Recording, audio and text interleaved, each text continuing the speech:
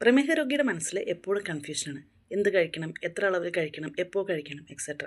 As A dietitian എനിക്ക് പറയാനുള്ളത്, ഒരു മെയിനായിട്ട് ശ്രദ്ധിക്കാനുള്ളത് സ്മോൾ മീൽസ് വിത്ത് ഫ്രീക്വൻറ്റ് ഇൻ്റർവെൽസ്.